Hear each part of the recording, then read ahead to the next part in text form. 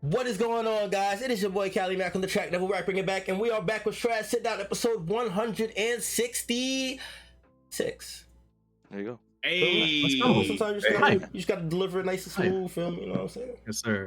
I'm not gonna for a second. I thought you forgot. Yeah, I thought he did too. That was for dramatic purposes. I have the gang with me today. We actually have one extra member. You feel me? A former member who had to handle some business, but he's free today to come kick it with us and talk about this dope ass chapter. You feel me? Sir. That boy D3 is back in the building today. What is going on, my brother?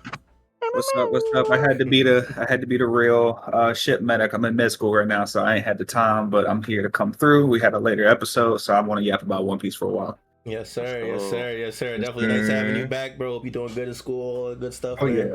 I know you're supporting you on this side, brother, man. Yeah, and next it would be Stroy Mod. I'm sorry I had to cut you off. For D3 is the guest today, Mod. I'm sorry, bro. You got to go second. Oh, dang, you broke my heart, man. Like, jeez, I thought it was Vice. I thought it was Vice in this. That's tough, gang.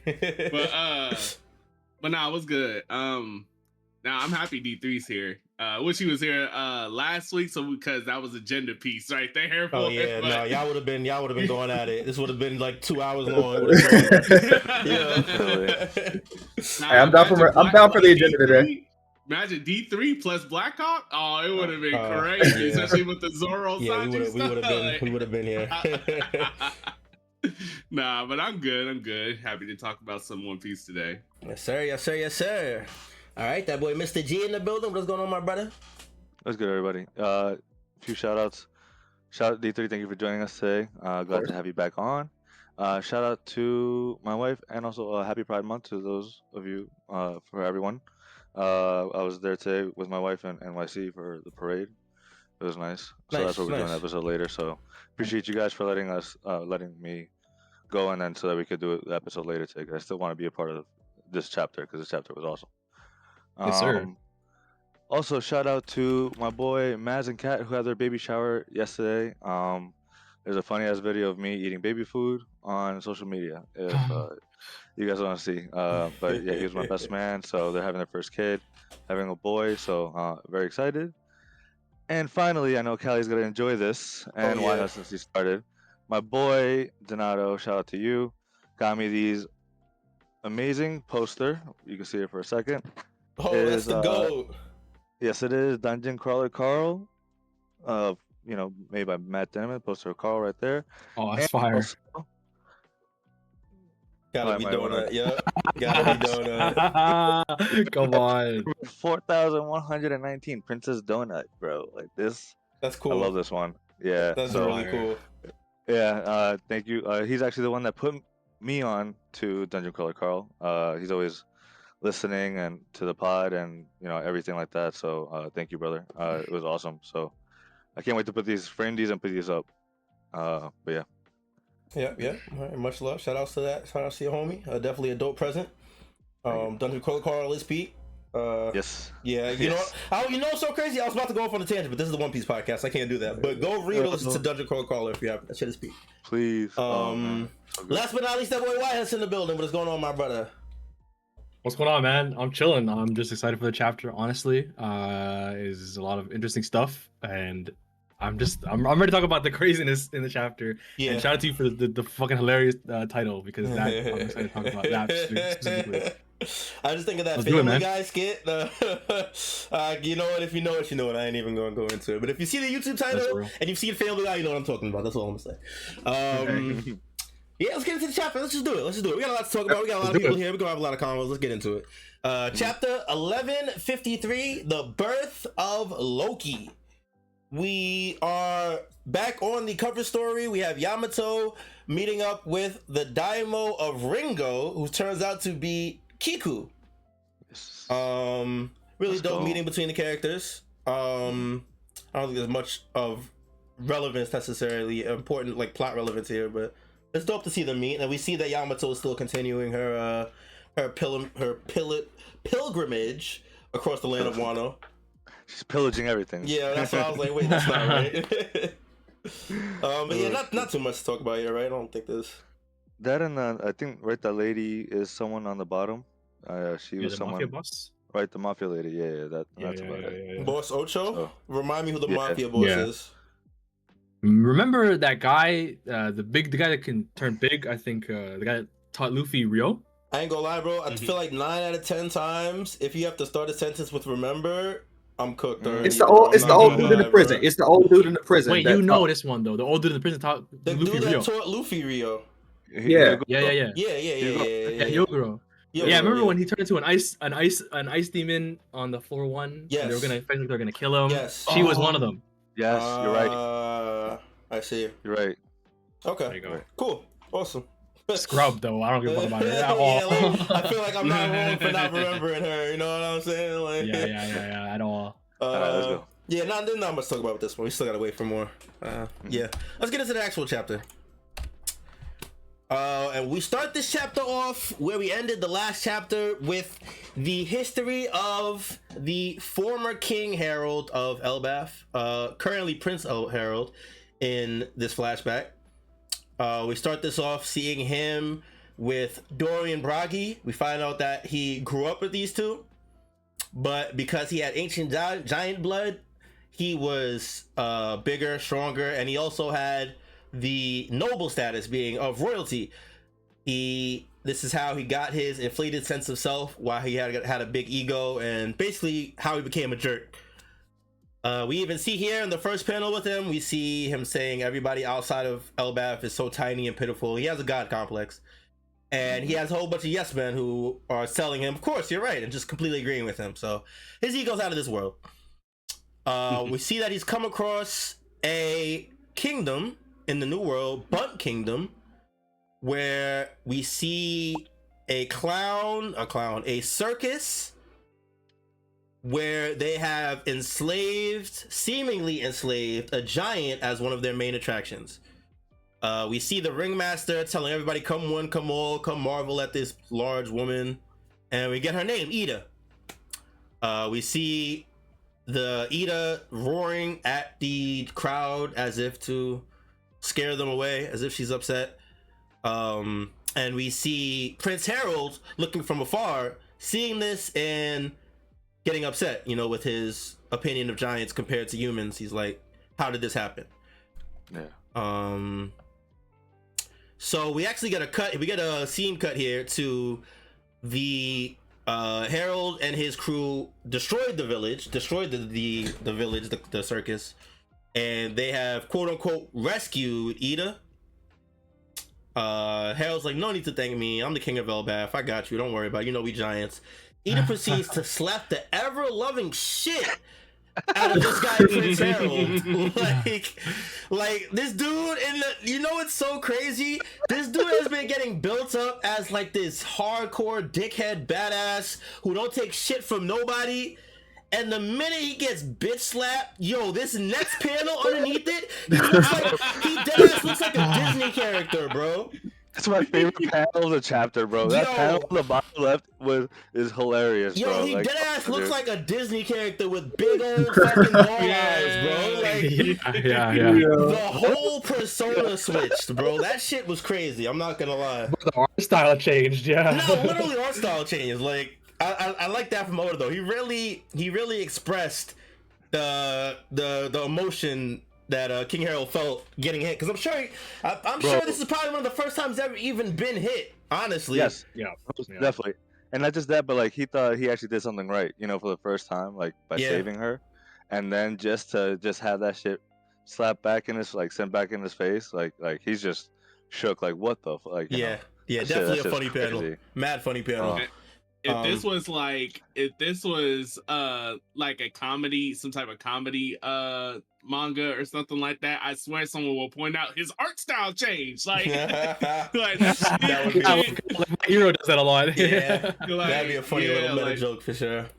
I hope it does in the anime. That should be so funny. Yeah. So his crew is also as shocked as he is that somebody dared to slap their prince.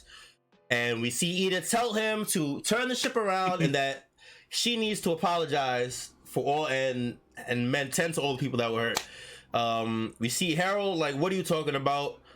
all these tiny humans. I'm not helping these little motherfuckers. And he proceeds to get his ass beat again, laying on the floor, warts and welts and all. He's going through it.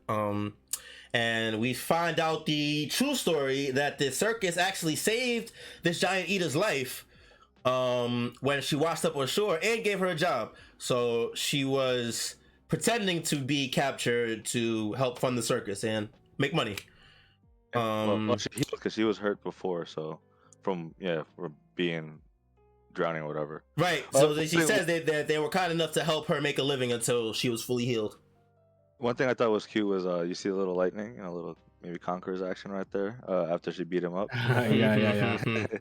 You know, just like when Nami beat up Luffy and Jinbei was like, Conqueror's Haki? Yeah. Supreme Colors the Supreme King. Like... Oh shit! It always kills me. Yeah. Yeah. So Ida's going off on Harald right now. She's like, "What are you talking about, tiny humans? Just because you happen to be born huge and coincidentally strong, you think you're better than humans? How can you be so arrogant, pathetic? This is why everyone says the giant's barbaric." Just completely ripping into this dude. And apparently it really touched him. It really touched the nerve because we see him contemplating on that specific line. Just because I was born huge, and sitting there like genuinely contemplating on it. As they turn the ship around to go heed Ida's limbs. She gets off, she helps him out, and as she gets off to go help the circus out, the ship is still there, and the crew is like, so we out? And Harold's like, what are y'all doing?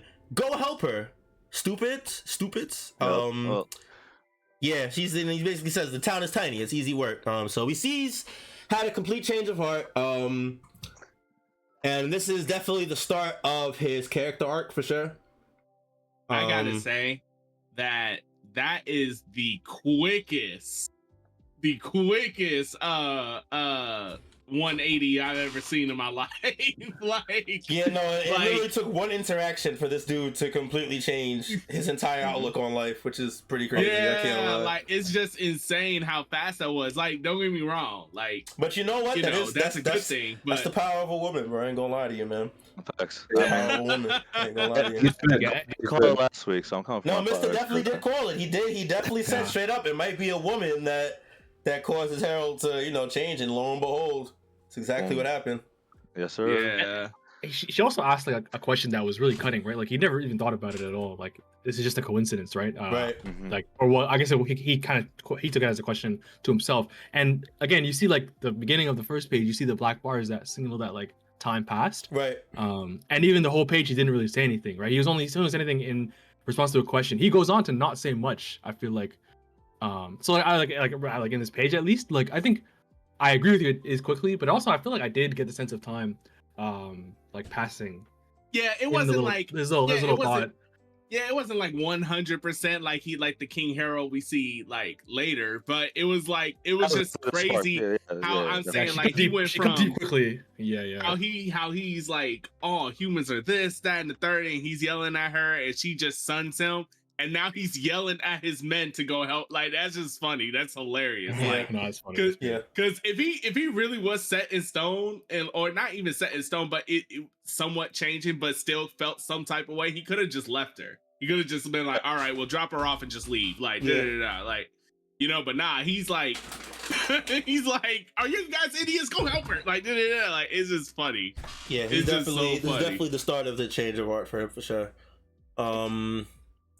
So we get some panels with the giants helping to rebuild the circus more quickly because they're bigger. This is where I started getting confused with the POV. So is this the giants crew talking here? Because there's no speech bubbles coming from anyone specific, and then it cuts into the next two rows of panels. It is the giants talking for sure. Yeah, I thought they said no, like you can tell from the middle one. The middle section is like, notice how hardy their fabric is, yet it's so fine. The humans are more skilled than we realized. Like where he's like, oh, and even the top left, like we can return to Elbaf and tell everyone about it. It definitely is the giants, like kind of realizing that wow, the people have a lot to offer, and we never kind of looked. Okay, no, that makes sense. It confused me a little bit when I first read through it, but that makes sense.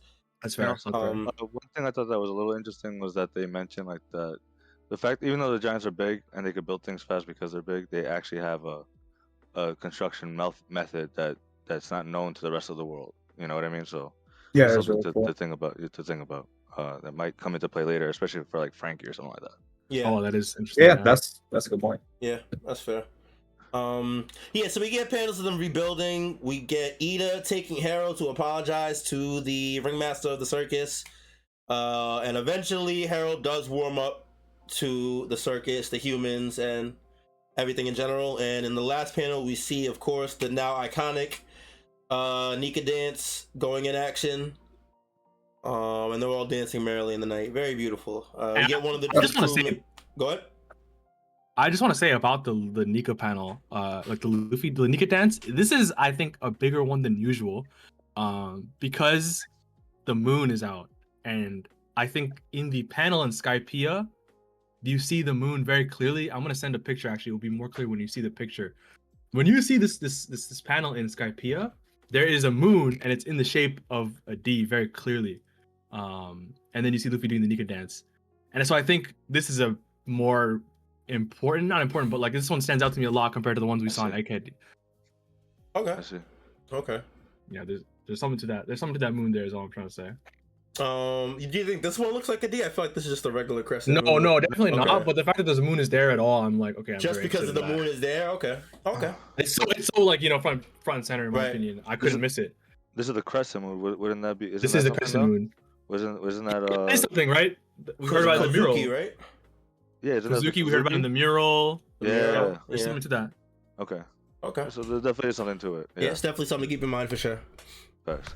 And with that, we get Ida deciding to travel with Harald. We just see Ida on the ship. I guess we can just make that assumption from this point. Yeah. She tells him about her origins, how she was born on Samwani Island in the South Blue, and that her path to her life just brought her here.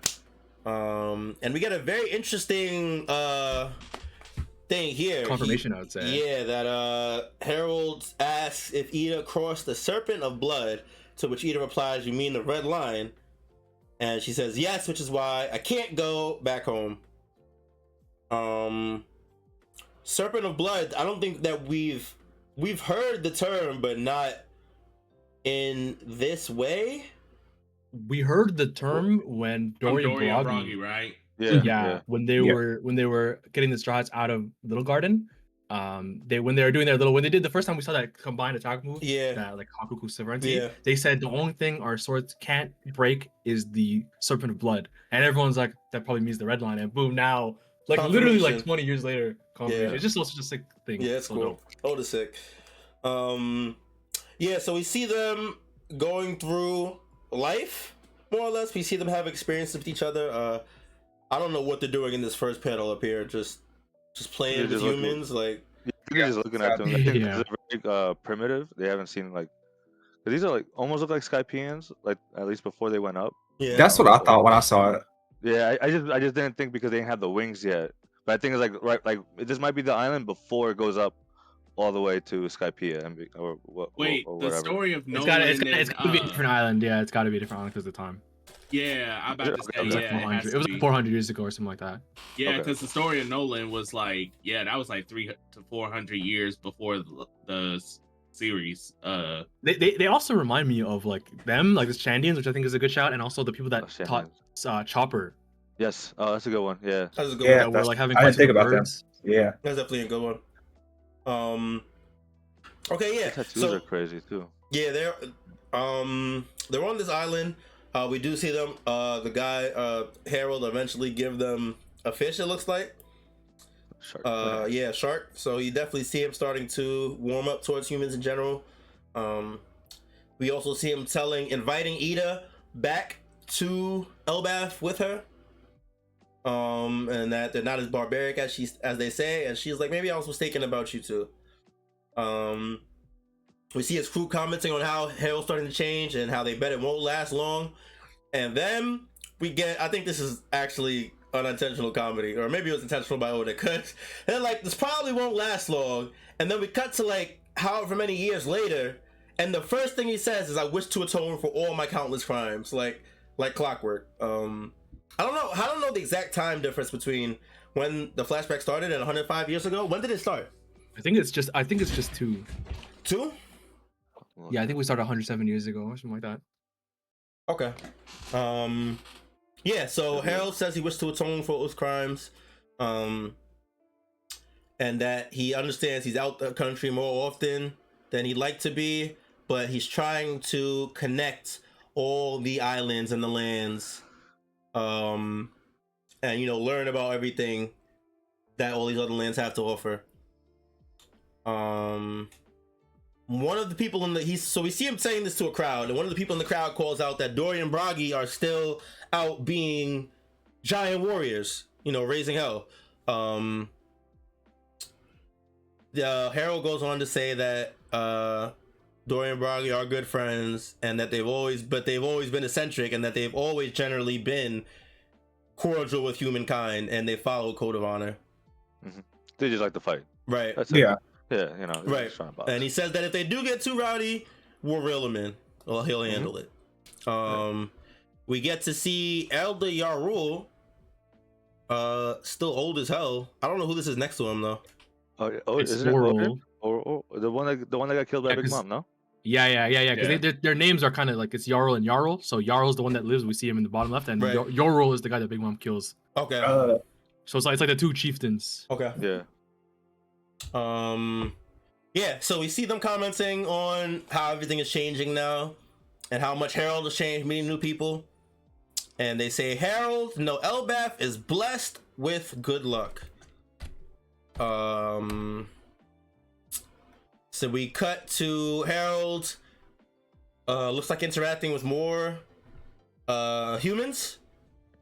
Talking about sending diplomats back and forth to develop friendships between nations. Learning about different relations, but this was another panel that confused me. We started talking about taking hostages. No, so they were talking about the diplomats, but then he took it as like, oh, it's like taking hostages then, but like nicer and like a nicer. Oh, so I get it. So he perceived the diplomat procession as taking hostage. Okay. Yes. Exactly. Okay, I get it. Okay. He just basically he simplified it through his barbarian mind. Okay, I get it. Mm-hmm. Yeah. So somebody corrects him. I don't know who that is because we see Ida sleep next to him. I think these. Is her though. Yes. Like, I think these words are just their overarching conversations over this period of time. It's just like the going in the back as we're seeing the scenes. Okay. That's fair. So we cut forward again to 81 years in the past. So what was it before? 105? 181. Yeah. So more than 2 decades passed. It's more than 20 years. Yeah. Yep. And almost 30 years since the start of the flashback. Yep. And about 81 years ago from the present time, and we see that a baby has been born by Harald and Ida. But before Harald can even say anything, we get a very ominous cut of giants. I'm assuming this is like high royalty or something like that. Somebody of importance. A council, maybe. I'm hearing I feel like this is the first time we're hearing of that, because I thought the two chieftains and Harald were the highest things on Elbaf, but apparently that's not the freaking This look like some type of council. And part of me thinks this council actually is related to either Emu or the Gorosei mast. Like that's my little thing. I don't know, because that's why they have the shadows that are showing you. They're not showing you for a reason.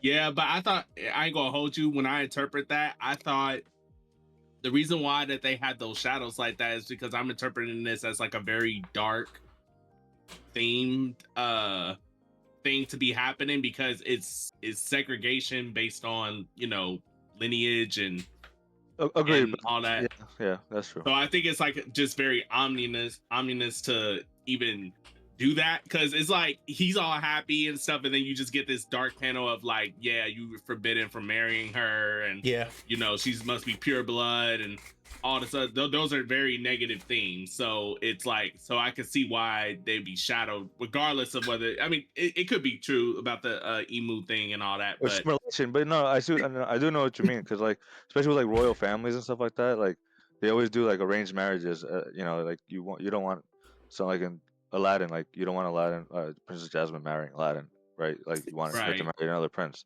So like that's the same shit. What confuses me with it is like, Harold is going to have his way to like challenge all the ideals that the Giants have had so far. So like, why wouldn't this be another one that he would challenge, especially with somebody that like he's literally having a kid with? I do agree. I can agree with that. That's actually a good point. Yeah, no, that's definitely a good point. He's definitely been shown to be making all these changes, changing his character, going against everything the Giants have done so far. I don't see why this. That's what I'm saying. Like he just gives up on this. You'll build a house, but you won't fight for your girl. I can tell you exactly why, and it's on the very next page. I ain't even gonna hold you, my brother. I ain't even gonna hold you, my brother. Yeah. So we see the council telling him, "You're forbidden from marrying Ida. The royal bloodline must remain pure." So Harold unfortunately concedes to this. Ida is pretty she's pretty go with the flow about it. She says you can't get emotional, fight against it. It's the culture. It is what it is. And we see one of the Giants welcoming Ida to the village, their village, which I'm assuming is not necessary. It's on the island of Elbaf, but not close to where Harold is, I'm guessing. I think it might be the village that they celebrate like in the present day. That because what's Hydrogen? At the end of the chapter. Yeah, like I think it might be there because it's like close to the castle, but it's not there. You know what I mean? Like he would want them to be close, but not, but they can't live on the castle, like in the castle with him. Like, that was the whole thing. Okay. Maybe somewhere else because of the lady though. We don't know. I mean, I don't know. They don't really give us a village. Right? Yeah, that's Harujin, he lived with the other Elbathian people, so it's not like. Well, it's on Elbaf, so it's somewhere like Elbaf's a pretty big tree. Mm-hmm. True. That is a good point, Mod. He was tied with those kids though, growing up, Stanton. And No, so it's not like far. So it's not like it was far, or he might have grew up just in the village, like they just stayed in the village or whatever. Yeah, you can chill here, you just can't be royalty. Yeah. So we see Ida. According to the baby, she's like, as long as you're in the same country with daddy, you'll be happy, right? Hydrogen, confirming that we didn't already know that this was Hydrogen. And then we get another scene transition to the bad bitch. We see the council introducing this as Harold's true betrothed. I've never heard that word before. Betrothed. What's that? Y'all know what that is? The woman you're supposed to marry, or husband, or whatever. It's an arranged marriage. Yeah. So it's in term of arranged marriage. So if I met a girl and that's the love of my life, I can't be like, you're my betrothed. I mean, I think you still can. I don't know if it's. I mean, betrothed just means someone that you're engaged to. Yeah. Okay. It's not particular to arranged. Okay. Yeah. Okay. It's funny because when normally when I see betrothed, it is usually when I see like arranged marriage type thing. And stuff. But but nah. I think it's an old way. I'm looking it up. It's an old way of someone to be married, fiance or whatever. An engagement is an intention to marry, while betrothment is a commitment to marry. Like if you're betrothed to someone, that you're committing that you will marry this person. Oh, like you definitely gotta. Like like you have to. You can maybe break it, but like engagement be something you can step out of, but a betrothment is like you are forced to arrangement, because arrangement is like forced commitment. I guess that would make sense. Okay, look at that English podcast. Stay woke. Stay woke. So we get introduced to the bad bitch, Estrid, who is of pure blood and an ancient giant, as well as Harold. We find out she was born in the Buers village in the north of Elbaf, and she studies geomancy. I'm just saying. You said what? I called that she was an ancient giant because you guys were like, "Oh, is she?" They never said, but She had to be. I don't think anybody. Loki I does feel a like good job. nobody disagreed with you when we said that. We just said it wasn't confirmed. Yeah, well, I'm just saying. That's what I said after the chapter.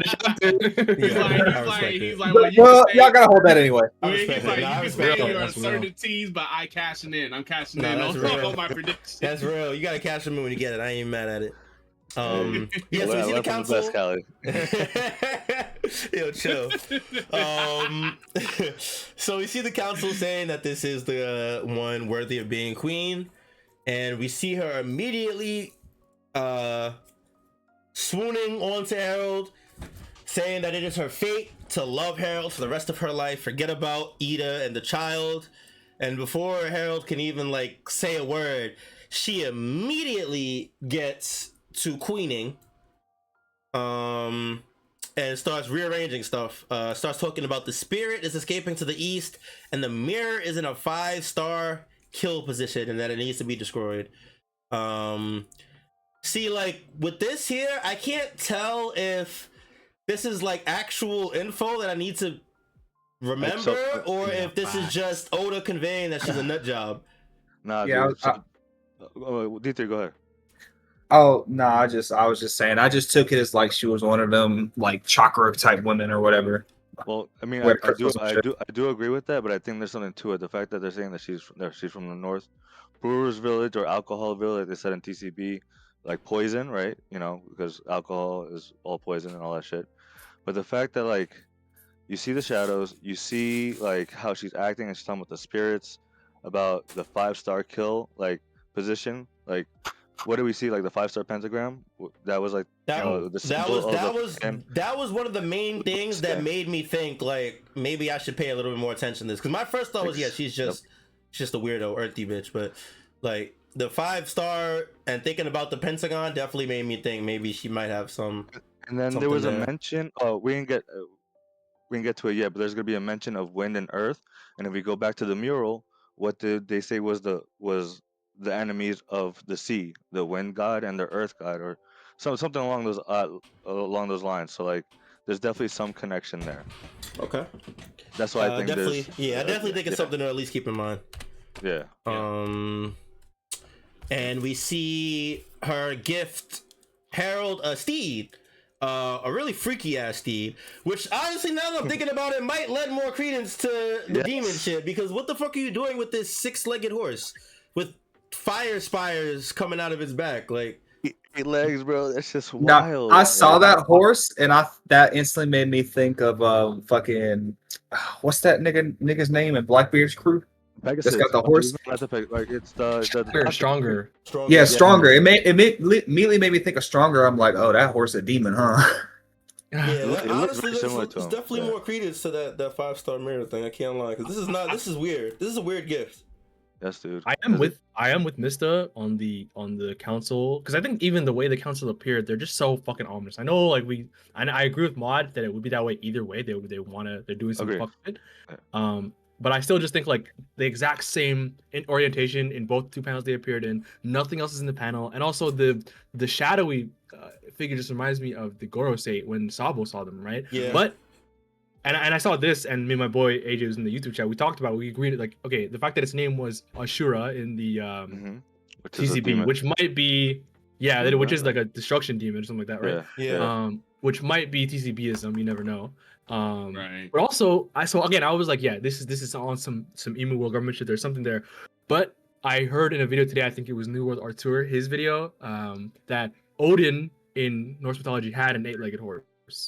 Oh, okay. Wow. So it's not like not completely out of the the ordinary. Okay. Okay. I didn't know that. You learned something new. For the mythos. I didn't know that. For the mythos. Yeah. Because I was like, because they never mentioned anything about these elders before. Like, what is to say like the Gorosei like did infiltrate, right? Elbath and be like, hey, we are from the north. We're ancient giants. Like, this is how you guys got to keep shit going, right? Like, this is like the rules. And like, then they started like poison, like try to like slowly poison, like, you know, think about the long plan and poison Elbath from the. It makes sense too, right? Because Elbath is, well, again, like, was probably one of the points in the Void Century when people were fighting for land that was heavily contested, right? And the Giants came out on top because of their strength. And Emu in this fucking when he appeared on this arc, I think correct me if I'm wrong, when he was in Goku's body, he said whoever the side the Giants are on is gonna have a big advantage, right? Yes. Yes. So it makes sense that because this war was foretold way before this. This war was foretold since Joy Boy's time, right? Yeah. So it makes sense that they knew about it. They've been preparing for it. Like Edward, what said to Sengoku, you're afraid of this coming war. So we know that the Marines, at least, or Sengoku and the world government, knew about it. So it would stand to reason that they made plans well in advance to kind of poison the well of Elbaf's royalty through the control of this council. Especially this is the third age, right? Because Imu's been alive from the first one, so like, and has had these like got closer each time to get a giant. Like they're like, oh, this is the key, and like now they're like, oh, this third time is it? Because I'm getting a giant. Like this is the key I need to win everything. Like so that, and I feel like that's why like they set it up early. Like because also Harold was Alpha and C a good majority of the time. So like who's to say like these motherfuckers just came and was like, yeah, you know, we're actually the highest royalty above all. You guys haven't heard of us yet. We're in your books and stuff like that. You know, like they're just making shit up because that's just what they do. But I think I was shade in the Twitch chat on this one how like the royalty or the council have probably been for a long time, you know, like advising the royalty. That's why Harold wasn't really quick to, you know, judge them or try to change it like D3 suggested. Because again, me and my boy in the chapter were like, yo, Harold's like soft for this shit. Like the woman you love change your whole outlook on life. You're just gonna throw away for this tradition. I think he fought for it more. I mean, I know. Surprising. So I think these councilmen probably have had a long history of having a lot of sway on the royal kingdom. But yeah, maybe even at the beginning of this age, like Imu made sure that there was someone in there like already, like just. Yeah, he might have got in there after the voice century. Yeah. Yeah, possible. I mean, I was gonna. Also bastards. I was gonna say that they might have had something since like because you know like the rogue poneglyphs or the poneglyphs for like you know the voice entry, they could have had something to make them keep that tradition going from ancient scriptures or something that Emu or the Gorosei or whoever planted to have them keep that going because if you think about it, it mirrors the celestial dragons like. You know, they'll keep it within their family or whatever so that, you know, they can keep passing down like that, you know, quote unquote king blood, royal blood, whatever for celestial dragons and all that. Even though they're a little bit more looser with theirs because they'll make exceptions and make people celestial dragons. But you know, either way, it's still in that same vein. So yeah, it's interesting that that Harold don't try to fight that, but you know. Yeah. The last thing I'll say about the horse is that apparently Loki kills this horse. We learned about it when we first heard about his crimes from Dorian Broggy's crew onto the Robins section of the Straw Hats. They said Loki killed the lucky horse. Yeah, so we know this thing's not long for this world. Oh, so this is one of not during the skirmish with Harold, right? This is just one of the things that gave him his This is like when he was 1 year old or some shit. Yeah, okay, so this is one of the events we'll probably end up seeing in the next chapter. But yeah.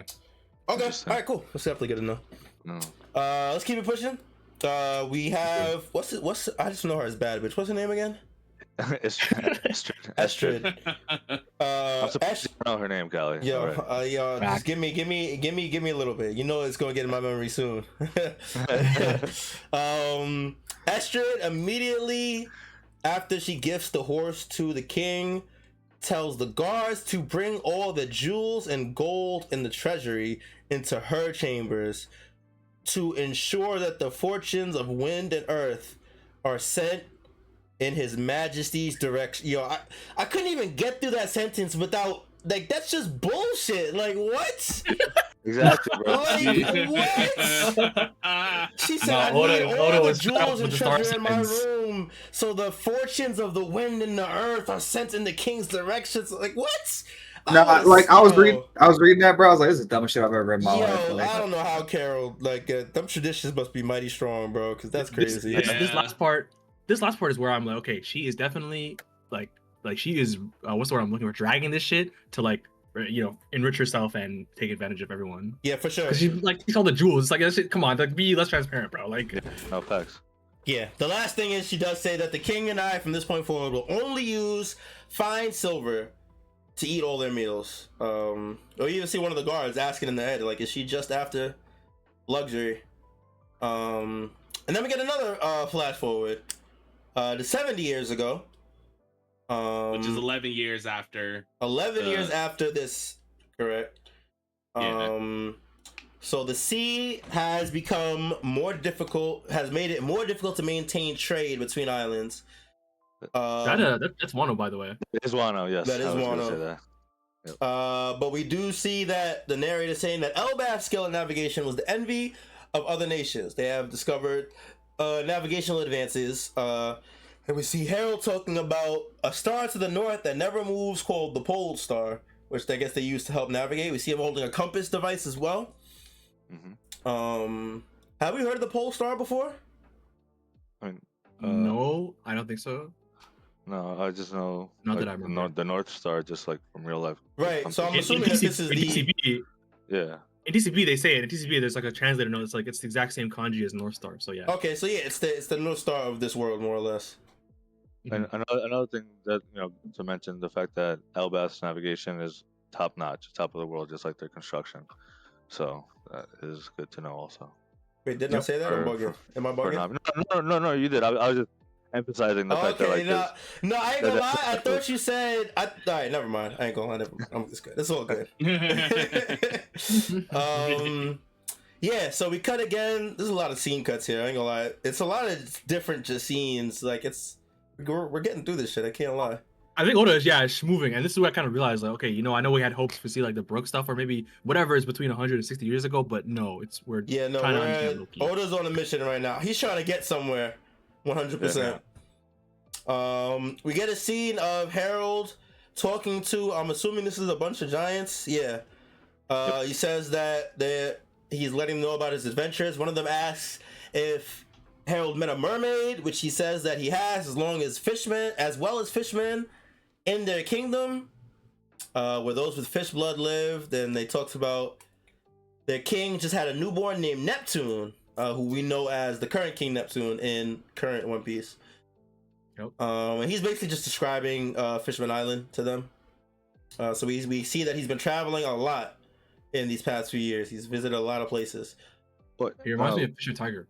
Yeah. Yes. Yeah. Agreed. And another thing though is him describing it, like the fact that the mention of Neptune being born, but like the mention of the fact that like not just the mermaids and fishmen were all celebrating, everyone, all the creatures in the sea were celebrating, and that's kind of what he's trying to create on land. Like all humans, all like big, small, giants, little, the minks, the tantas, all of them to be together and like celebrate in that type of way. Like that's what I think he's trying to go after. I got heavy mural vibes from this, like the last page of the mural, like, drawing where all the races were together. Yeah, that's fair. It's definitely fair. Yes, we get another flash forward. 63 years into the past. We cut to a time where Harald is away from home and the queen has given birth. She decided that his name will be Loki, and she just wants to see the baby. So I guess she uncovers the wraps on his face or whatever the case may be, and we get the first reveal of Loki's face, albeit as a baby, but this guy's a freak. What the fuck is that? I'm not gonna lie to you. I'm not gonna lie. That's crazy. I'm not gonna lie. That's crazy. Hey, Callie. I'm not gonna lie. Yo, she was wrong for what she did. But I might understand. But you feel her I might for her understand. reaction. I'm not gonna lie. Nah, Callie, Loki's backstory gonna be some shit where it's like, I was ashamed of my eyes for forever, and just like, you just all I'm saying is you can't call Loki a goat if you're doing that already. You're gonna get clipped. Yeah, you lost that. You lost that already. Loki could be the coolest kid. You don't get to call that no more. You call that nigga a freak. It's over. Yeah. You're spitting. Such is life. I ain't gonna lie. Such is life. This nigga is a freak though. Look at this nigga's eyes, bro. This is crazy. That's great. How could you say that? How could you say that when Chopper's on the crew? But that's the same shit they did to him, and he was the GOAT. So. Oh my god. What? All right, watch your mouth now. Watch your mouth now. All right, chill out. Chill out. Chill out, bro. Chill out. You do too much. You do too much. Man. My fault. Chopper got it. That's my son. That's literally that's my son. That's real. Real That's quick, real. When I ain't gonna hold you. When I saw his eyes, everything immediately clicked in my head as to like, okay, I see the bandages. I see why he got the bandages. Yeah, no, 100%. Like, the connection was immediately made as soon as I saw his eyes. Yeah, for sure. like I was like, oh damn. Oh shit, he's probably got ridiculed for those eyes, and no less by his mother. Like it's just like, damn. Yeah. Like that. Oh shit. Yeah, for sure. I was like, damn. Oh no, it's even worse, especially coming from a parent, you know, that didn't want you. But one thing that made me click, like made me think immediately. What do we know from Norse mythology? Loki is the father of Jormungandr, which is also the world snake. So I think in this instance, maybe Oda's taking them and fusing them together. I think Loki actually is the world snake. And I think that will be the key. Like he is the key to helping unlock. He literally in his introduction chapter, he said something about starting the end of the world, right? Yeah. He said that's his purpose. Yeah. So does he have a Jormungandr type zone? That was happening. He's got a snake. We don't know. That'd be cool. That'd be pretty cool. There's some. We already know that he has something because of the ancient blood, because he's pure ancient blood, ancient giant. So that's one thing, right? But the eyes have to be explained too. This is like something. It's definitely a rarity. Where did this shit come from, bro? This is not normal. There's definitely a reason for this. Yeah. This is not normal. No, it's not. I think maybe if we continue with the idea of these, the council being some sort of demon evil thing, maybe they, I don't know, fucked with it in some sense, curse this bitch or something like that. I don't know. Well, but it's just like this is so random, right? Like the nigga just got eyes that are like demons. I do have another. I was gonna use it till after we get to near the end. So, I mean, it is random, but sometimes that's legit how genetics work. Like, if you know anything about like how that happens and everyone's DNA / ancestry, like it's literally like a slot machine sometimes. And sometimes the dominant and recessive genes don't take form in like your immediate vicinity, but because someone had this gene that was from like years ago or something like that, or some type of ancestry or something like that, that shit skips everybody until it hits someone else. Like that recessive shit, right? Yeah. He's actually spitting, bro. That's why like some people get born redheads and neither their family, like neither mom or dad are redheads. It's because like that gene sat for like 6 generations. Yeah. So maybe the council is like been waiting for this. Like, I was gonna say that is a good point. Like maybe they knew she had that gene and was like hoping or something. I don't know. It's kind of a reach, but they did set her up. Yeah, that's not even a reach. They could have done something. There could be foul play here or some type of like weird. I mean, it's One Piece. It's a fantasy, so yeah. Plus, on top of that, there's destiny involved and stuff. So yeah, there could be something. There could be something here.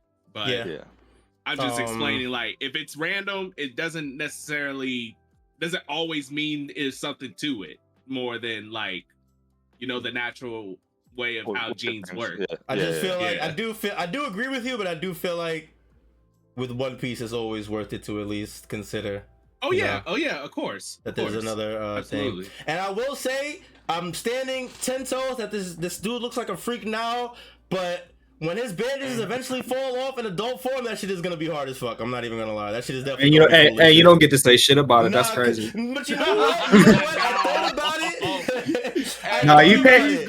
I thought about it after you said it. I was like, you know what? Now that I think about it, that shit is definitely gonna look hard as fuck. Yeah, you can't go from paint to glaze. That's just not how that works. It's crazy now. Look at this baby, bro. This is a freaky baby, bro. Yeah, but you're taking it as face value. You're not seeing the potential, like what Loki is now, bro. Not seeing the potential. Oh man. Yeah, that's what I'm saying, bro. That's what I'm saying, bro. Diamond in the rough type shit. I'm just on another level thinking like that. Yeah, right. D3 is gonna be Callie's enforcer for Loki from now on. Like, anytime Loki get a good beat, nope. No, don't say shit. Don't say shit. Delete that tweet, bro. Delete that tweet, bro. That ass cooked off the character now. That's tough, man. You cooked off Chopper too. I ain't letting that slide either. You cooked off Chopper too. Crazy. I did say that. I can't lie. You gotta stand on your word though, as a man. I stay 10 toes. Frame one. And you know what would be the craziest irony of it all is that later on when we see Loki and he gets confident to take his bandage out, them eyes are beautiful as fuck. Like I'll tell you. Nope. That would be the ultimate damn Majestic. challenge. I gotta hold that. I definitely gotta hold Majestic that. is crazy. Yeah, so we get the reveal of Loki's baby face and his crazy eyes. His mother freaks the absolute fuck out. Which is even crazier considering she just gave birth. To be freaking the fuck out like this is actually crazy. Yes, it's wild, bro. Yeah, so she's absolutely repulsed by Loki's face, completely unclaims, does not claim this child as her son. The workers try to tell her to remain calm, but she's not having it. She says, tell the kingdom that it was a stillborn. That is a cursed child. Look at it. It is a monster. Completely disowns Loki. Eyes hit the fucking By the way, too. Like, do y'all see the look of her face? No, it's evil. Like, it's evil. It's definitely evil. Oh my goodness. We definitely see the full display of her character here. Like, we saw a little bit of how bad of a person she was when she first met Harald, but this is the full extent of her character for sure. She must have ate off something other than a silver plate. That's why it was like that. Yo, that's tough. She tried to warn her. Super tough. So we get a little bit of narration that the Prince of Elbaf grasped for the empty air, but no hands reached out to envelop his own. We see the close up with the tears in his eyes, really laying on the sad here. And at this point, I was like, oh, this is sad. Damn, Loki, that's tough. And then we see her running away. When I first read this, I was like, oh, she's just running away. Okay, cool. They're like, stop your majesty, he's the royal heir. I'm like, oh, she has the kid. Oh no. What's she about to do? Yo, that's not funny. I'm not gonna lie, bro. This is probably one of the most shocking panel turns I've experienced since I started reading this manga, bro. I did not, in any universe, expect her to yeet her baby off of the whole entire fucking tree. Like this, and you know when I first read it, I couldn't even tell what was happening because they show a zoom out to the tree and like it's a little dot. So I couldn't necessarily tell. But I read the thing after that, like the most unfortunate of all living creatures are the ones whose very existence is denied by its mother in the moment of its birth. And then I see the line, I see the dot, and I'm like, no fucking way, bro. She threw what's crazy, this though? kid off of the fucking tree into the underworld, dude. Yep. Absolutely crazy. You know what's crazy though? He ate that shit. Yeah, it shit did not even praise him. He ate that we're shit. not there yet, bro. You got damn. I was leading up to it, bro. I had the whole speech. Oh, my bad. Let have Cali. Keep going. All right, so Yeah, right. you're lucky you're a guest today, bro. We're gonna let you rock today, man. Yeah, so we see Loki's mom saying, "You hear me? I bore no child. Do not tell a soul about this." She's like, "What are you planning to do?" And then she's like, "I'm going back home. I'm not dealing with this. I don't want another kid. I'm out of here." When she says that, is she saying that she's done being the queen? Like she's taking all the jewelry and everything, all the gold and shit. You see her packing up. Oh, that is what she's doing. She's packing up the jewelry and stuff. Yeah, I'm going back home. Is like, don't ever speak to me. I'm going back to the normal she's person. out of here. Yeah. So as she's doing that, we get one of the guards coming up, trying to speak to the queen. And he's saying, "Down in the underworld." And she looks back with absolute disgust. Like, what about the underworld? Bro, that face is fucking... This face is crazy. This face is crazy. These faces are insane. Absolutely crazy. She's ruthless. She's a bad bitch, though. She gets some ruthless points knocked off. I can't lie to you. Wait, so let me tell y'all the second part. So... after I read this panel, I was like, okay, so this is how we became friends with the wolves and stuff in the underworld. So we got dropped down there, he survived, he hung out down there, he made friends with the wolves, everything peachy keen, right? I turned the page, this little nigga is climbing up the side of the goddamn tree hours after his birth. He's not even speaking words right now. He's saying, like, what? This has to be one of the craziest feats in One Piece, without a doubt. No, this is insane. This has to be by easily. far and none one of the craziest feats. And this is a newborn baby weathering the storm and climbing up the goddamn biggest tree in the world. Not This even is a day crazy, old. bro. Hours. Not even a day old. Not This even is a day hours old. old, bro. Literal hours old. Climbing up a fucking tree, bro. This is by far and none one of the craziest feats in One Piece. I was absolutely floored when I seen this shit. I'm not gonna lie. I'm not gonna hold you. If power levels could be read based off of this would be Broly. This would basically be the Loki. Nah, literally though. Literally, no bullshit. Hajin and Goku, stay woke. Yo, stay woke. Oh no. Yeah, that's you can't do Goku like that, bro. Yeah, it's tough. That's crazy. That's tough. Dude. That's tough. So in this panel underneath it, is this him just climbing? Is this just showing him climbing up to the top? Yeah. And what about this panel underneath, next to it? What's going on here? I couldn't tell what was going He on. definitely killed that bear. Yeah, he killed the animal. Yeah. So, but he was climbing up, right? So I'm assuming. So you know what? That right panel might be him falling back down. Well, no, I think the bottom right is him climbing up the mountain, and the wind is blowing to show you that it's cold. And I think the bottom middle panel was him. He killed the bear when he landed. When he got up top to the top of the thing, he killed the bear. Yeah.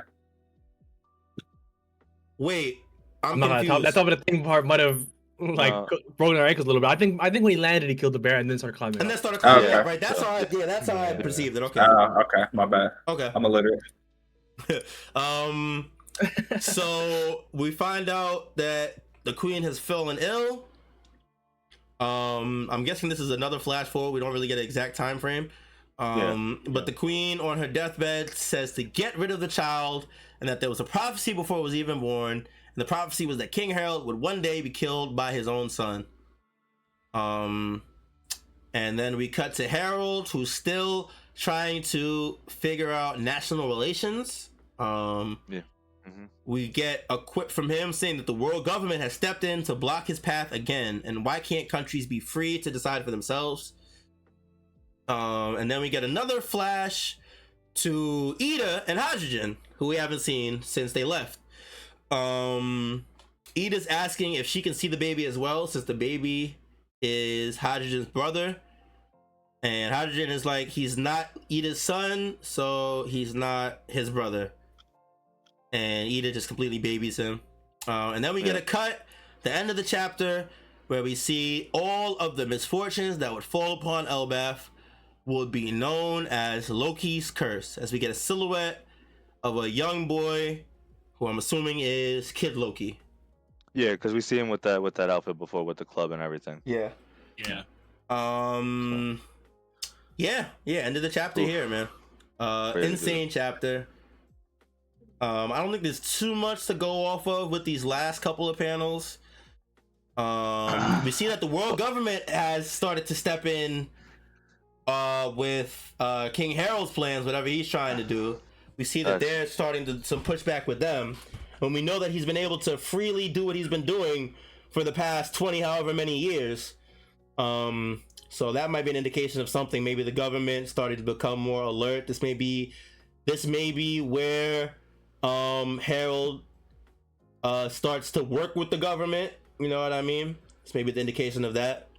Yeah, definitely. Because as we know from the conversations with Shanks and Gabon, that he met a man, married Joa, right? So that, I think this is definitely the start of that, because they're causing all these roadblocks. He's like, all right, I gotta go talk to them and see what's up. Yeah, exactly. You know, like, what the fuck are you guys doing? Like, don't you see what I'm trying to do? Like, trying to make you guys all better connected, and clearly that's not what they want. So nah, they don't want that. I mean, the theory, the running theory of the One Piece community for a long time has been like the One Piece itself is the destruction of the Red Line, because you know that Red Line has separated everybody, all the tribes and a lot of people and stuff like that. And at one point the world was together, but that Red Line was either manufacturally made, or some type of world event happened to force that to be made. But either way, you know, one thing that a lot of people agree with is that the world government does not genuinely want people to come together, because that means that history is being shared, culture is being shared, and they always try to stifle all that. Right. Like all that. Right. Even this whole arc, what they want, they said burn your libraries down, burn your history down, your culture, all that. Like that's how you subjugate a group of people, mind you. Yo, can you guys do you guys remember in the mural how many gods were there? There was a fire god, right? Between Noah and Nika, like the sun god. There's a sea the god earth. and an earth, right? Yes. There was an So earth god, and I think not a wind god, it was a forest god. a forest god. So okay, so the earth and forest are different. Interesting. But like even with just the earth god, right? Let's say like the earth god and the sea god are working together to beat the sun god. The fact that like we know that the earth was drowned with a whole bunch of water, and now we have this big pillar of like like the red line that was created by the earth god. So you got the sea god doing the drowning, the earth god doing creating this wall and the segregation and all that stuff. So things are starting to make somewhat sense, but still obviously until Oda tells us it's not completely there, but we could just go off of what we think. Even this chapter is a good example, unless you were going to continue with stuff. No, go ahead. I was going to say, even this chapter of what Mod is saying, how the red line disconnects people, Ida says, I crossed the red line, but now I can't go back because of the red line, because of the way Reverse Mountain works, right? So that's another example of the red line disconnecting people. And actually, another reason why I'm still 50-50 on the Emu and the Gorosei influencing that Council of Wise Men or whatever that we saw, is because I think the way the world government stepped in to put roadblocks in Harald's way is actually them being like, the only way you're gonna get your goals, or so you think, is to go through us. And doing that, we're now going to like ingratiate ourselves with you, and now we're gonna use you to further our goals, which to Emu was like probably controlling the Elbaf giant fighters, right? So yeah, it seems like this is where the world government started getting in his way, and he became a member state, which again is still so fucking crazy. The Elbaf was a member state of the world government, probably. And also, like I feel like the government wouldn't have bothered him before, because before they were just causing chaos and destruction. They're like, whatever, like that's just a that works for doing. us. Yeah, the worse the world is. Exactly, but now, oh shit, this big ass motherfucker is going around building shit, helping people, showing how to navigate better. The fuck, they could connect more? Nah, hell no, yo, stop him right now, yo, send the bad bitch, yo, yes, Callie, yo, send that shit over, yo, yes, like but no, that actually it makes sense, because it's been a few years since he started doing his like the change, right? So the fact that the government finally like caught up and started to slow him down, and I feel like by slowing him down when he's out of country is how they infiltrated in country, like with all that what I was saying before. But that's just my my two piece. I actually have two things that I want to talk about real quick. In the beginning of the chapter, when we see a young, like the first page, when we see a young Harold, Dory, and Bragi, right? I don't know if you guys noticed, but each of them have bandages that are in the shape of an X. One, Harold has it on his arm. Dorian Bragi which has it on the other arm. I'm just saying though, like if we talk about the X from fucking One Piece and Alabasta, I know why Huss's theory and all that shit. They're all connected. And even the injury thing, like if you remember when they show Luffy, Sabo, and Ace, when Luffy tells them to his dream, and when Roger tells Odin and Whitebeard his dream, which is the same dream, they all have, each of them have like a matching injury or bandage on their face, similar to the other three, like Ace, Sabo, Luffy, and then have a similar bandage to each of Roger, Odin, and Whitebeard. So that is, I think, that's one of those things I think Oda does on purpose. So I don't think that's like a reach or anything. Yeah, I think he definitely does that with trios. I could definitely see that. Definitely something to think about for sure. Yeah, he's like. That's kind of why I brought up the Nika thing, the moon, bro. Like the fact that there was a moon in this one, I think is very interesting. And I have a big theory, obviously, that the Will of D is something that was passed on. It's not like something you have to be born with. Right. And I have like another connecting theory that the Will of D is a sign of being Joy Boy's crew, which is kind of what the X and Alabasta represents in real time, right? So I think all that stuff is coming together. Why is there a giant Jaguar D Sol that has a Will of D? You know what I'm saying? Shit, yes. Just get crazy, bro. All the nuts. Actually, the fact that you said this Sol, there's speculation that he might actually be from the same island that Ida's from. Samuiwani Island, whatever. I think it's Samuanai. It's like a pun on that's not cold. Samuanai.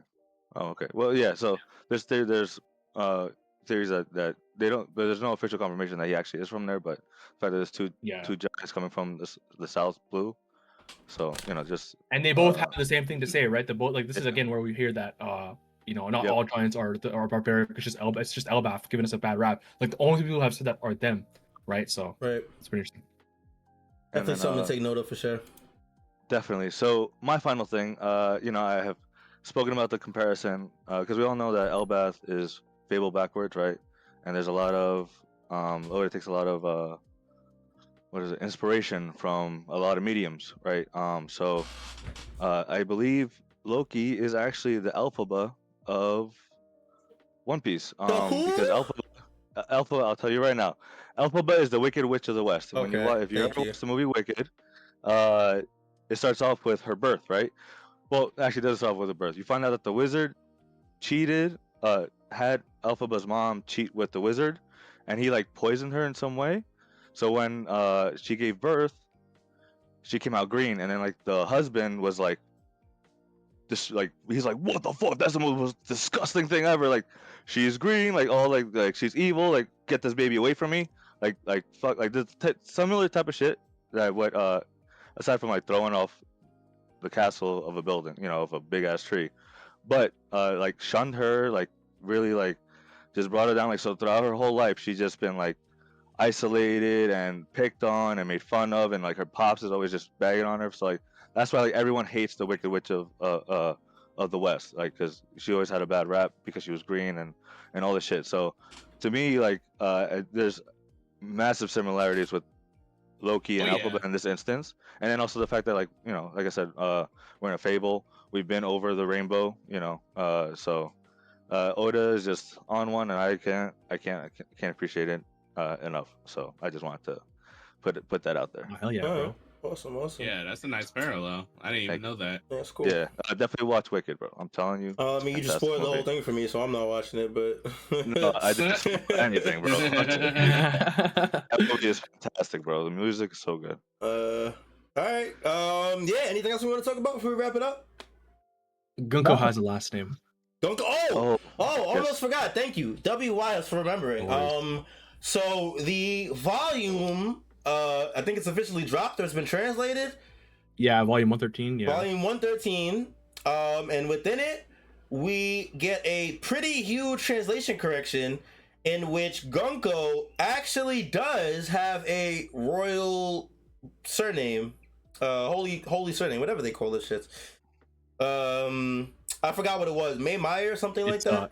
It's Manmeyer, yeah. And I don't know if I sent the picture, but in the chapter where Garling and them are killing the nobles at God's Valley, we see some of the God's Knights at the time, and one of them says, "This victory is gonna belong to the Manmeyer family." It's the person with a hat, and that was 38 years ago, and it's one of the only God's Knights names that we know. But it's just crazy because Gunko was alive, right? At least 50 plus years ago, according to Brooke and her flashback thing. Right. Yeah. Right. But then 38 years ago, a different person from the Manmeyer family was in the God's Knight. So it's strange. There's something to be explained. There's still, even though we know she's a last name, because before it was like she doesn't have a last name. Maybe she was naturalized into a God's Knight, But now we don't know. Now it's all up in the air. Yeah. Definitely something to take note of for sure. Like theories just out the window now. Yeah, definitely actually just cooked everything. We had a whole discussions about what Harald not having a last name could possibly mean, but sometimes it's just a translation error, honestly. It really do. And it's not even a translation error. I think Oda literally left it out, and the question is right. Like, that's also fair too. To put it in. I can never be mad at Oda for forgetting something in this gigantic universe he's created. Like, I can't never be mad at him. I actually don't know how he does it. It doesn't make any sense when he's done. True. But literally. Anything else we wanted to discuss? No, nothing I can think of. I think we covered everything. Yeah, it was a pretty beefy episode. We went through. Yeah. We got through a lot. We definitely got through a lot. All right, let's do it. It's gonna be something. I know it. Wait, huh? I was gonna say it's gonna be something. I know it. It's gonna hit me in like 20 minutes. That's literally a podcast classic. You talk for an hour and a half straight. You think you said everything. You get off 5 minutes later. Fuck, I should have said this one thing every time without fail, bro. Yeah. Shit is unfortunate. Y'all think Loki? Because we didn't talk about this last week. Loki joining the Straw Hats. Oh, we never. Yeah, 100%. I definitely wanted to bring that up. I think that this backstory solidifies Loki as a Straw Hat. Yeah, 100%. I agree. Really? 100%. Yeah. I will put money on it. I'm not even gonna lie to you. I'm very confident. I'm confident that I'll lock it in right now. I am confident Loki becomes a Straw Hat. I will put money on that. I'm confident that he's not going to be a Straw Hat. Put 20 on it. How confident you feeling, man? How confident you feeling, my brother? Yeah, that's what I'm saying. We can throw a bet if y'all want. Ooh. Ain't nothing crazy though, you know. We can do a little $10, $20, something like, you know, it gotta be nothing too crazy, you know what I mean? I'll put a stack on it right now. All right, buddy. Here come the doctor talking about let's put a stack on it. Oh, brother. All right, that's doing too much. Show's over. Yeah. Now, we shaking with that. You gotta shake to the camera if we shaking on that. Okay, I mean, shoot, we got till the end of Elbath. Until the end of Elbath. Now, hold on. Now, just to be clear, I want to iron out the details because when you say Straw Hat, I'm not talking about honorary Straw Hat. No, I'm talking about a full-blooded Straw Hat. It's confirmation that we need confirmation that he is an actual Straw Hat, not Straw Hat Reserve, not I'll always help you if you need me. You know what I'm saying? Like, no fleet shit. Yeah, no. We need like actual confirmation as for a Straw Hat. As a part of the main crew, and on top of that, I'm just gonna make it known now. I'm only going to submit if not just that Luffy says he's a Straw Hat, but he actually sails off with the crew. Okay. Because we had the same thing with Yamato where she was confirmed. Okay. And it wasn't until. What if? Okay, I don't wanna spoil anybody's thoughts, anybody's theories or anything.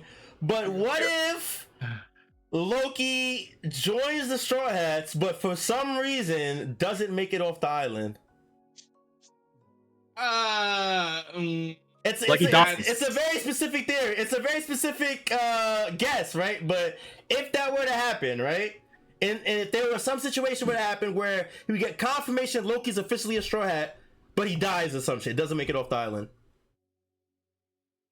I think that still counts, Loki. I feel like that should still count, right? That's why I'm not on this. I think the sale is honorary fair. Straw Hat. That to me is honorary Straw Hat. That's fucked up. Nigga, if he's on the crew and he dies fighting for the crew, like he's if he leaves the island though, bro. But if we're in that situation, and let's say hypothetically we're in that situation, right? And he gets officially indicted as a Straw Hat, but he dies before we leave the island. If he doesn't die in this hypothetical, then he ends up sailing off with them anyway. But the fact is that he died. What's the Straw Hat initiation? If you could tell me what's the Straw Hat initiation? I don't think there is one. They just. It can't be them raising the cup because Jinbei was a Straw Hat before that. No. Right, and that's why I don't believe there's such thing as a Straw Hat initiation. So it don't. What you said. Jinbei was a Straw Hat on Wano, is what we're saying. I'm saying though that like you had Vivi, they banquet with Vivi. She was supposed to be a Straw Hat. Like that logic to me that they don't get off the island because of whatever circumstance. Then Vivi is. Vivi turned him down. Momo stayed. Yeah, I mean, he's saying like, "Yo, I want to be with you. I want to be on the crew, and I'm gonna when we finish up here, let's go." And then before they finish up, he gets killed, quote unquote, like whatever happens. Then he's a Straw Hat. I see it as a Straw Hat. I think that counts. But if you don't think it counts, it's bad. That's all. Who cares? It's all good.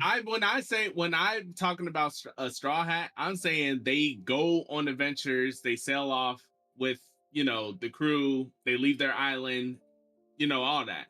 If Loki is dying on the island, then to me that may be Straw Hat in universe, but that in the meta of narrative and all that don't to me. So that if don't Luffy says you're a Straw Hat now, and he dies because he didn't leave the island, he's not a Straw Hat, even though Luffy said you're a Straw Hat. Okay, Callie, let me ask you this then.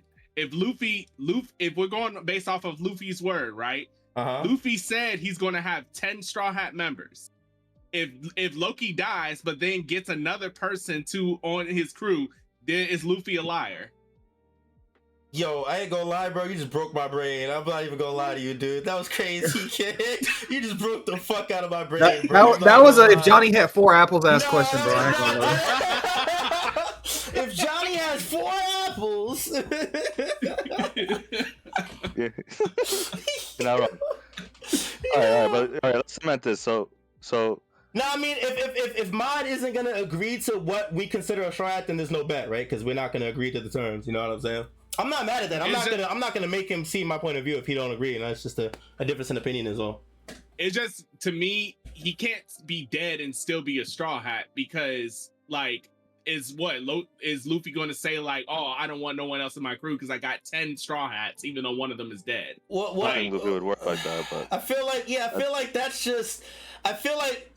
you getting stuck on the one thing Luffy said instead of seeing the bigger picture. Like, just because he said he has 10 Straw Hats means that anybody who he asked to join his crew above the 10 is invalid? No, it's not that it's invalid. It just means that he will have 11 crew members, right? I guess. Yeah. I guess. I mean, I don't understand the what that means necessarily to the discussion. I'm saying that, like, just because you brought up that when Luffy, if Luffy calls you a Straw Hat and you didn't like object to leaving or something like that, then but something happens to you or something like that, then you're a Straw Hat. Is that right? Yes. If Luffy says, if the captain of the Straw Hats says you're a Straw Hat, then I think it's safe to assume that you're a Straw Hat. Like, am I bugging? No. Because there's been many people that he's called that he wanted to join his crew. Many people. But they didn't join the crew. Oh, wanting to join is different. Wanting to join, asking someone to join the crew, and them actually joining the crew is 2 different things. He never even agreed to let Yamato on. Just to be clear. Okay, yeah, go ahead. Just to be clear, not just Yamato, but Momonosuke, Luffy literally told them, you guys are both Straw Hats. And y'all can basically come at any time. So are they Straw Hats? Yes or no? I consider them Straw Hats. I'm not gonna lie. Yeah, I was gonna say. I'm not gonna lie. I don't remember him specifically calling them Straw Hats. He did. No, because he asked the 3 of them, you guys could join my crew. He did ask them to join his crew. Welcome to come anytime. Okay. But he knows that they have to do shit right now at Wano. Right. So are they Straw Hats? Yes or no? But that's them making a decision to not be Straw Hats. I feel like that's the line of saying. No. Hold on. Wait. Hold on. I'm getting to that. They never said we don't want to be Straw Hats. They just said we got something to do first. Yeah. Right? Imagine if Zoro said that or whatever. Like, that would still make Zoro a Straw Hat, even if he had something to do, right? Jinbei, we knew Jinbei was going to be a Straw Hat. But that's why we call them honorary Straw Hats, because they don't like, bruh, like they don't want to do the real Straw Hat shit. It's so vague. Wait. That's so vague and so flimsy because Jinbei, Luffy literally said, join my crew to Jinbei, and Jinbei said, I will do that, but I have something to take care of first. But we knew Jinbei was going to be a Straw Hat. But he joined though, is what I'm trying to say. No. You have hindsight to say, but you're using hindsight to call that right now. I'm saying at the time when that happened, we knew Jinbei was going to eventually become like a full-blown Straw Hat. But we don't know that about Oda and Momonosuke. I mean, we're only assuming. Yo, my auto's over $10. It's crazy, bro. That is a crazy narrative. No. I'm not even doing the most. Yeah. I'm just ironing out the details because I know that if we don't do it now, and I just say, okay, whatever. Yeah, I'm gonna argue about this later if what Callie says comes true. I'm gonna be arguing blue to my face about like, nah, he's not a Straw Hat if you don't leave it. And y'all gonna be like, oh well. That's your line. That's your line in the sand though. Like if he gets off the island, sails him, then you consider him a Straw Hat. It's like so. Like I said, like it just looks like it's not gonna happen, which is fair. Yeah, I'm not mad. If we just don't agree, it's fine, bro. Because we have a difference of opinion, and we can't agree to the terms, then it is what it is. I'm not because I do think that I just think that he's a Straw Hat if Luffy says he's a Straw Hat, but you think otherwise. It is what it is. We don't gotta, you know what I mean? It is what it is. But yeah, I don't think that now comes to my opinion on if he's a Straw Hat. He's not a Straw Hat because he's gonna die. Maybe joins the crew before that, and then sure he could be a Straw Hat. But yeah, I think he's gonna die before the arc ends, and I don't think I have time to go ham on why, but that's what I think. That's why Kelly brought it up because I talked about it. Yeah, I didn't want to steal your thunder because I know you've been holding on to it for a minute. But a theory for real. But yeah, I think he's gonna die. But he's they're teeing up the tragic backstory into Straw Hat for sure. Yeah, no, the backstory was the main reason because everybody was wishy-washy on Loki at first. I'm like, he could be, he couldn't be, But I think the tragic backstory is like the staple Straw Hat. You know what I'm saying? Like that's literally the staple Straw Hat. That's literally one of the 3 like conditions to become a Straw Hat. No bullshit. But yeah, I guess we'll have to see. All right. Go ahead. Yeah. Well, I was just wanting to say in chat, they asked if Luffy asked anyone besides the main crew asked him to join. Yeah, Luffy's asked plenty of people to join the crew. Bro. Yo, I'm pretty sure he asked Gaimon to join the crew when he first met him. He did. Yeah, he did ask him actually. Yeah, he definitely just be asking people. I'm not gonna lie. Like that's not a new thing. There's literally a meme I've seen on Twitter of like what Luffy's crew would look like if everybody he asked to join him joined him, and it was goofy looking. It was funny because it was like a tree. It was like a tree or some homies. The bark. Yeah, like it was crazy. I was like, oh damn. Yeah. But yeah, Luffy acts a lot of people to join. That's why I like for me, I have to make it where, for me to consider you a full blown member, like full blown, you have to like sail off with the crew. Like I respect it. I can respect it. No, I respect it. I definitely respect it. All right. Anything else? Any last questions, comments, concerns? No, chill over here. All right. W episode today, boys. W episode indeed. Big shout outs to everybody that was hanging out with us in the chat. We read the messages, talk with y'all. We appreciate you guys hanging out with us. If you're not watching these episodes live, you should be watching these episodes live. Lock in every Sunday on twitch.tv/Cali_Mac or at Straw Hat Sit Down on YouTube. All right. Big shout outs to everybody watching this after the fact on YouTube, listening on Spotify, Podcasts, Apple Pod, etc. We appreciate you guys as well. If you're not, make sure you guys are following us on all our socials at Straw Hat Sit Down on Instagram, TikTok, YouTube, and Twitter. You look for us, you will find us. Yeah, W episode. We are on break next week. I think we're gonna try and get back into the One Piece fighting game. We've been doing that every break week, so if it ain't broke, don't fix it. We'll see though. We got some special plans, some surprises lined up, trying to get some things going. I mean, so if we keep the time the same, I can tap in for that one too. Yeah, we'll see. We'll definitely see. We'll talk about it. Yeah, and that's gonna be it for us. Make sure you guys tune in next week. But until then, hope you guys enjoyed. Take it easy, be safe, be healthy. We appreciate you guys, and we will see y'all when we see y'all. Peace. Peace.